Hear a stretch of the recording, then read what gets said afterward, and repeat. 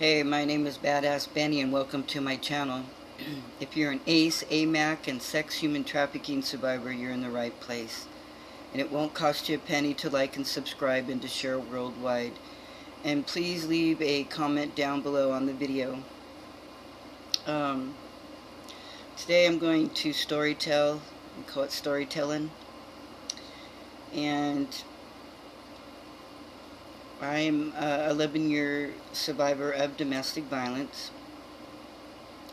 I met the kid's father when I was 18 and he was 26. I was going to community college. My major was PE. I had like 23 units in mostly PE. I was at, my mother wanted me to go check in on my little brother, so I went to go see where my brother was, and my stepdad was there, and he was not in recovery. He was drinking and doing drugs, and my little brother was there, and they were playing cribbage, and him and a woman younger than my stepdad, and also the kids' dad, and we'll call him Jay. So Jay, my ex, he took me to community college because I needed a ride, and I remember sitting next to the door because I didn't know him. I didn't know if I had to jump out of the car or the truck, and that day he signed up for community college, and I thought that was, I don't know, I was a teenager. I was a kid. And I just graduated high school, and I was getting ready for college for the first time. And I was in track and field. I ran. Anyway, I'll talk about those things later. But I wanted to focus on the domestic violence, and it took me 7-8 times to leave the kids' dad. And I had 3 children by the time I was 24. I had 1 abortion, and I was forced to have it by my mother and my dad's sister. And my aunt would say, think with your intellect, not with your emotions. It wasn't for me, and I ended up doing it, and I was bleeding, and I ended up having sex, and I wanted to have that baby back. I was in a psychosis for 3 months, and it wasn't for me. It doesn't mean that someone else can have that option. You know what I mean? I'm not going to take that away from somebody. And so I ended up having my oldest, and I remember she was like 6 months or so, and the kids' father, Jay, came home one time with a bottle of 80%, not vermouth, it was schnapps. I don't drink, so I had to remember it's 25 years, so, yeah, so it was schnapps, like 80 proof, and he had a bag of weed, and, he was drinking, and said, hey, here, take, drink, and I could, like, you drink fast, really fast, and all at once, and that's dangerous, And so I ended up picking up my daughter, and I couldn't even, I was like this, and so he puts her to bed, and I fall to the ground and pass out, and he's raping me, and I was in and out of consciousness, and there was no like consent or anything, and then he walks out of the door and it's all dark and just leaves me there. And I didn't really connect all those things, and even when I was I was pregnant, I was on top of the trailer. We owned this trailer, and he was throwing rocks at me, and he would laugh. And I had a spiritual experience too, I wanted to say, about the abortion. It was like the next day, this duck came in, it flew in and stayed in the pond for a little while, and then it left. I don't know. I haven't thought about that in a while, but I just thought it was spiritual. um, so there were things like that, and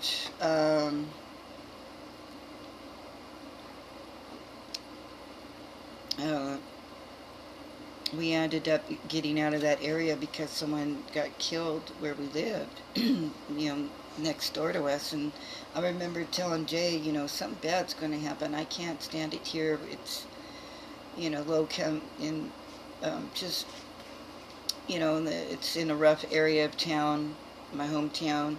It's called, we call it Chapman Town. And I lived on the corner, and I just felt like something bad was going to happen, and something did. Someone got murdered next door, and people would come over into her yard and take stuff, and we ended up getting out of there, selling the place, and going north. We didn't know where we were going. We ended up going to Astoria, Oregon, and I found out I was pregnant, and so we stayed there, and, Jay would be gone, be drunk. He's a drunk, and be gone, working on boats, coming back. One time I got serenaded by a bunch of sailors, and I was really protective of my two girls, so, one night in the house there was, these are these Navy houses and stuff, and I had like this $1 million view. I could see the Astoria Bridge and everything, and the kid's dad was drunk and comes in, was cooking a big old head of a fish, and it's all smoking, and all the cats are in the house, and, just crazy stuff like that in my life. And he's terrorized. I got terrorized one time. I went to go see my brother George and my older brother, and told him I needed help because Jay's beating the shit out of the dashboard. I'm trying to drive us home and scaring the kids, and they're crying and everything, and he's drunk. And I said, I'm not driving back with you. I don't feel safe. So a lot of that, and leaving me for days. I'd be with the kids. One time I'm like, do you have the condoms on back there? And I ended up at 24 getting my tubes tied, and it was one of the best things I did. And I did have like PCOS, and for some reason my higher power wanted me to have children. And the only best part of that relationship is the children. They are innocent, and I just loved them all.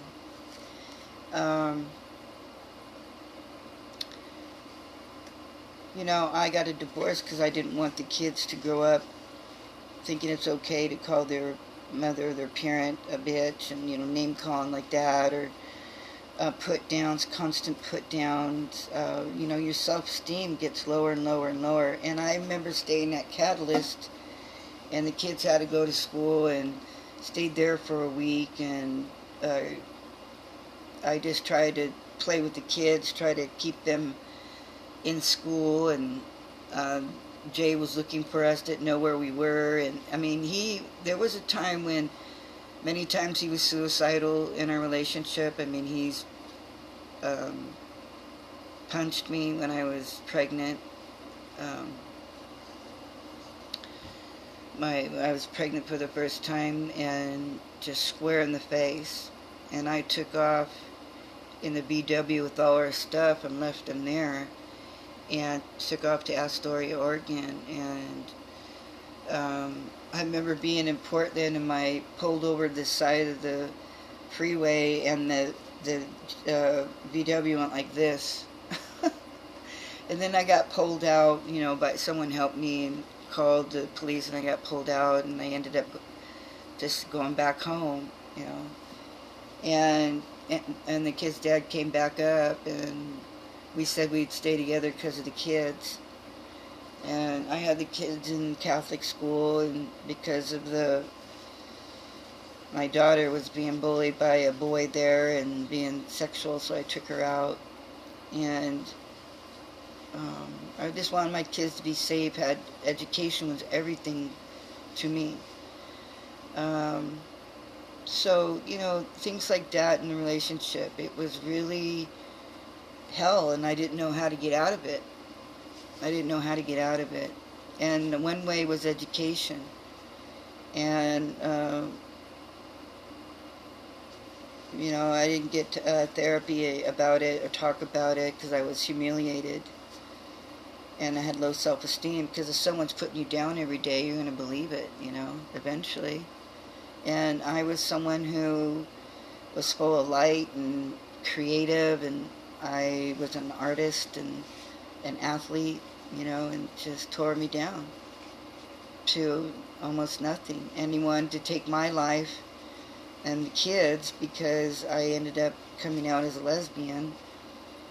And that's another, coming out would be another story. And when I came back, I said things are going to change, because I went to a Women of Color conference in UC Santa Cruz and met the women, Black Power, Angela Davis. I met women of color from all over the world. China, North Korea, Hawaii, indigenous people in the United States and out of the United States. They wouldn't let white people in. One lady who was blonde, blue-eyed, was asked to leave. I felt bad, because you can't even tell if someone is Native American by their eyes or their skin color anymore. You can't do that. That person will tell you who they are, and if they're being honest, And let's see, so, getting hit when I was pregnant too.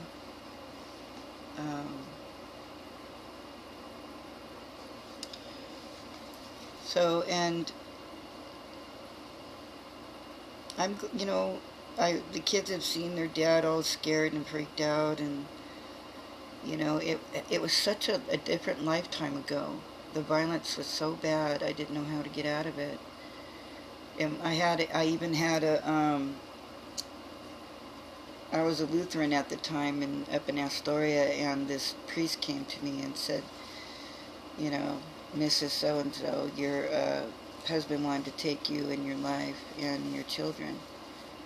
And, this is a priest. And I'm living in like 100-year-old house. He couldn't keep a job. And we could see the Columbia River. It was beautiful, and had some good experiences there. But there's a lot of racism and bigotry, and I have stories about that. Giving birth there. There's hate. That's another story. So what I did is I took Jay to the mental health there, and I told him, you have to write out a contract so that you won't hurt me or the kids. And I read somewhere that if he did that, there's a promise that they won't harm you. And I don't think it was the best thing, to tell you honest the truth. I was in my 20s. I was young.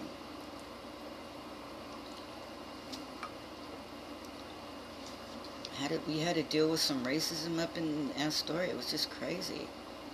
They have a beautiful column up there. It's 100 steps or more.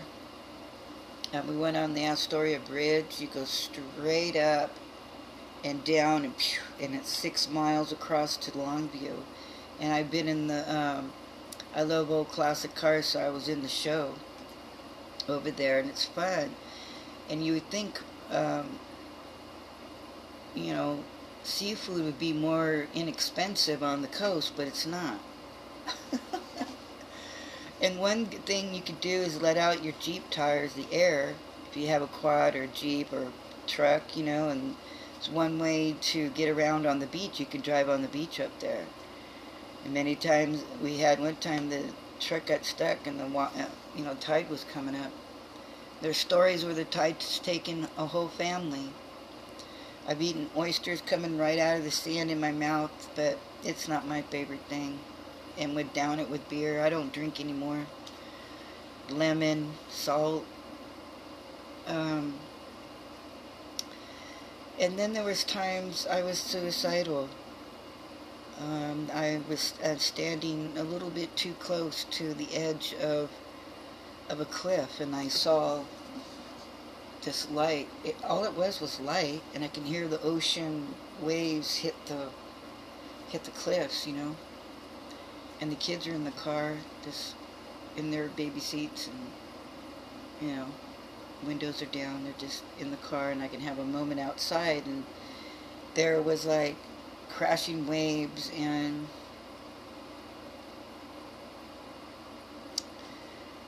something in me just said, you're a little too close to that, the edge. And so I had suicidalation. I'm 46 year survivor of it.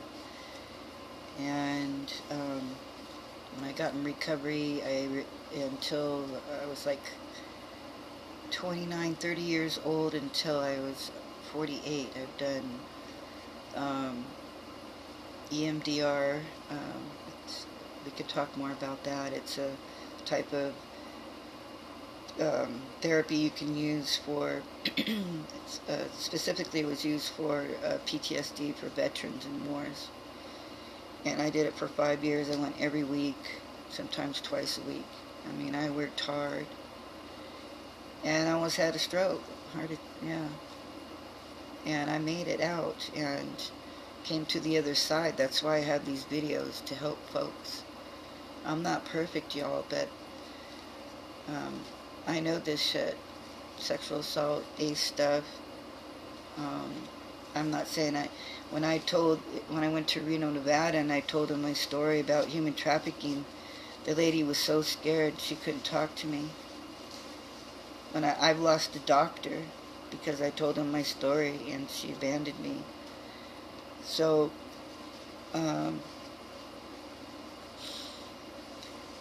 it's just, so I'm just grateful that people at Catalyst, that they had the house I can go to get away from someone who was dangerous, and the more that I stayed, the worse that it got. I got into that cycle, especially when you came back, the sex was great, but that cycle kept getting worse and worse and worse, and each time it does. And you're like a frog in a blender, and sometimes you don't even know you're in it. And so education is the way to get out, and listen to other people, survivors. And men can be domestic violence survivors as well. I mean, women hit, hurt, anything a man can do, the women do too. I mean, there's all kinds of ways. And so I'm a survivor of domestic violence for 1 year with the woman I was married to. And I'll talk about that in another video. And so it goes both ways. That's what I learned. I learned by doing. I'm like, okay, God, And so I had to, what else did I have to work on? I did 2 years of going to Catalyst and doing counseling every week for 2 years, and I went and told my story, got on the panel, was going to sign up to be an advocate. But the more you heal, the more I just didn't want to hear it anymore, because I got to where I had so much trauma that your heart is a rock, You're just like a twig ready to snap. You get hard like a rock. Your heart gets hard. I don't want that. You want to bend like a weeping willow tree. stay teachable. I learned so much in recovery, from a 12-step program. I learned how to live life without drinking and all that. And I never did anything harder than just pot and drinking. One time I did shrooms. And something else with a friend of my stepdad's, Mark. That's another story. So it's just a lifetime of abuse, and I've gotten out of it, and I'm grateful. I'm so grateful. And if you're in it, get out of it. Get your kids, put some money away that no one knows about, and don't tell anybody where you're going. And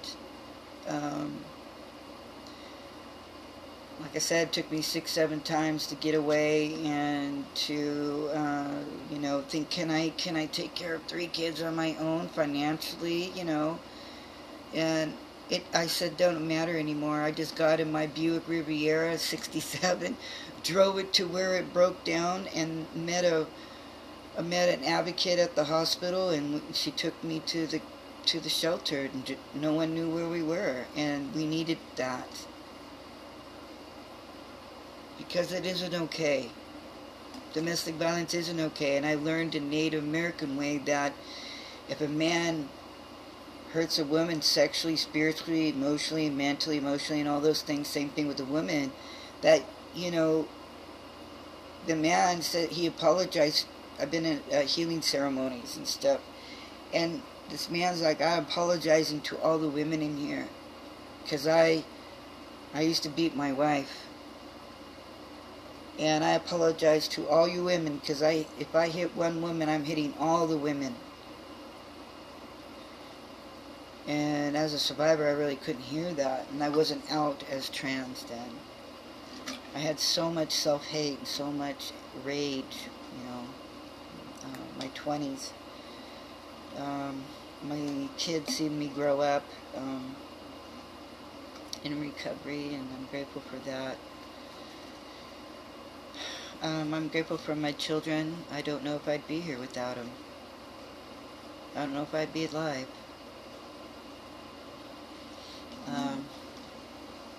So I think I talked enough about the Jay, and it wasn't easy, and being in court, and he even had money, got an attorney, and made me look like the bad person. And then even as a lesbian, that's, I'm an abomination, something's wrong with me. I've gone through that. As a single parent, I was a single parent. I was in recovery for 8 years, did not have relations, didn't have sex. I just couldn't be around anybody intimately. I needed to heal. And I'm glad I took that time for myself. And I've been molded by God since I was a baby, since I came into this world. We all are. And no one's better than anybody else. And I believe we can be kinder and gentler with ourselves and kinder to ourselves, and that way we can be that way to other people, right? But sometimes you got to stand up, and there's trans politics going on right now, and it's really it's a lot for me. And I'm standing up for myself, because no one else is going to. And I don't lie. I'm not good at it. My stomach hurts if I try. I don't even know how. I've been sober for so long, and I didn't do it as a kid. My mom kind of, snipped that in the butt. But she lied. Oh my gosh.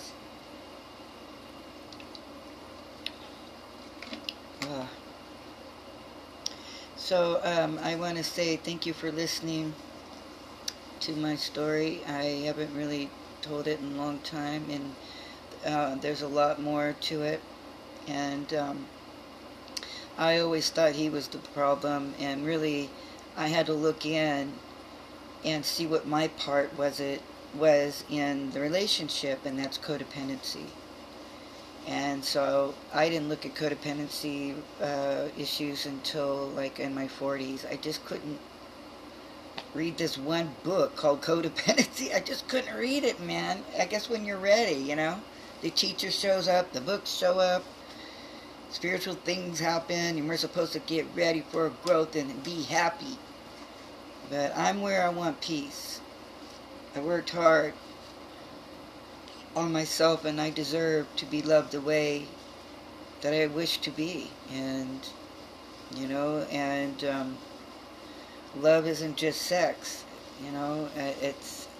It's about if someone's going to stick with you and be loyal and be honest and talk about things you don't want to talk about sometimes, but maybe you can come back and talk about it later, or things that you respect each other, respecting feelings, people's,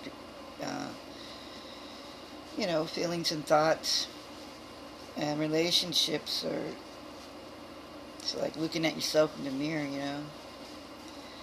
But I'm ready to date, so I'm just, I'm not just